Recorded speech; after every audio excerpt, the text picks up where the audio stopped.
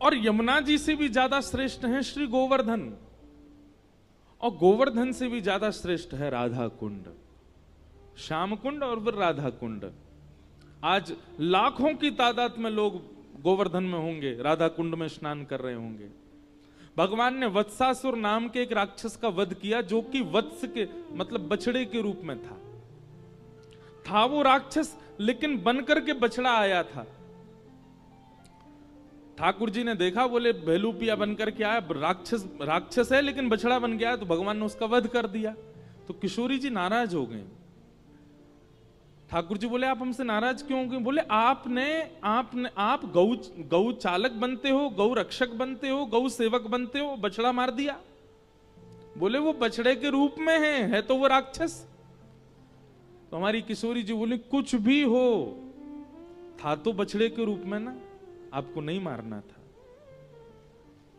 अब आप हमसे दूर रहो, हम आपसे बात नहीं करेंगे। तो ठाकुर जी बड़े मनाने लगे। तब किशोरी जी बोली नवीन कुंड का निर्माण आप करो और उस कुंड में स्नान करो, तब आप पवित्र होगे, तब हम आपसे मिलेंगे।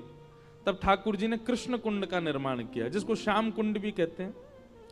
तो किशोरी जी ने जब कुंड को देखा तो बोली हमें आप पे भरोसा नहीं है, हम स्वयं एक कुंड का निर्माण करेंगे। तब किशोरी जी ने अपने कंगन से खोद खोद करके कुंड बनाया, वही है राधा कुंड।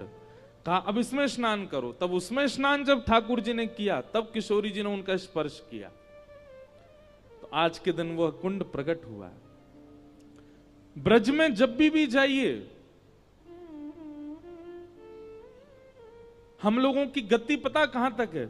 हम बिहारी जी चले जाते हैं, राधा वल्लभ जी चले जाते हैं, राधा रमण जी चले जाते हैं, और फिर हमारी गति थोड़ी नीचे आ जाती है तो हम चाट भल्ला खा लेते हैं, लस्सी पी लेते हैं, वापस पेड़ा लिए वापस। हमारी गति यहीं तक रहती है ब्रज में।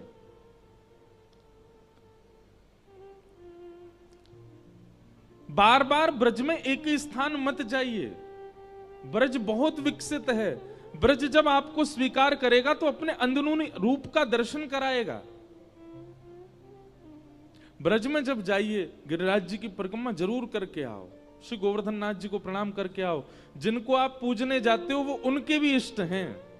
ठाकुर जी भी उनको वंदन करते हैं, पूजते हैं। आपको पता है गिरिराज जी कैसे हैं? ये गौ आकार हैं, पूरा पर्वत गैया के रूप में है। वहीं रास्ते में जब आप परिक्रमा लगाते हैं तो राजस्थान पड़ेगा बीच में, थोड़ी देर के लिए, पूछरी और जतीपुरा।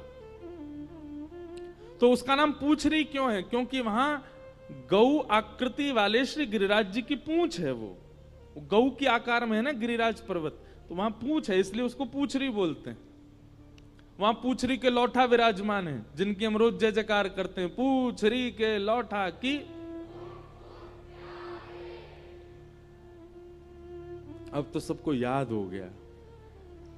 अरे एयरपोर्ट पे भी कई बार लोग जानकार मिल जाते हैं तो वो चिल्ला देते महाराज जी पूछरी के लौठा की हुप हुप प्यारे। और बाकी सब देखते हैं ये क्या हो रहा है, ये क्या हुप हुप कर रहे हैं।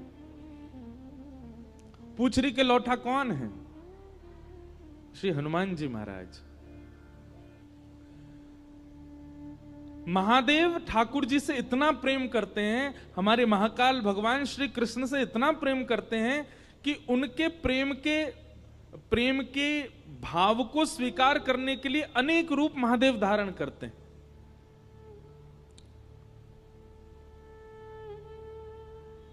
ठाकुर जी का सेवा का भाव प्राप्त हो सके, इसीलिए महादेव ने श्री हनुमान जी का रूप धारण किया। तो राम अवतार में हनुमान जी ने खूब सेवा की, लेकिन हनुमान जी के मन में आया कि एक बार ठाकुर जी के हम सखा भी बने। तो वही हनुमान जी द्वापर में श्री कृष्ण के परम सखा बन करके आए, और गिरिराज जी में उनका स्थान है पूछरी के लौठा। तो वो क्या करते थे? ठाकुर जी गैया चराने गिरिराज जी पे जाते तो गैया चढ़ती थी, ठाकुर जी क्या करते थे? बोले पूछरी के लौटा हनुमान जी के पास जाकर के मल्ल युद्ध सीखते थे, कैसे मल्लों को परास्त करना है। तो श्री हनुमान जी ठाकुर जी को बैठा करके सिखाते थे कि बड़े बड़े मल्ल सामने आए तो उनसे कैसे कुश्ती करनी है, कैसे उनको पछाड़ लगानी है। जब भगवान ब्रज छोड़ करके जा रहे थे, सब ब्रजवासियों से कह के गए मैं परसों आ जाऊंगा, तो हनुमान जी भी आए। बोले अब कुश्ती सीखने नहीं आओगे? बोले नहीं, आपकी सिखाई कुश्ती से ही कंस को परास्त करने जाएंगे हम।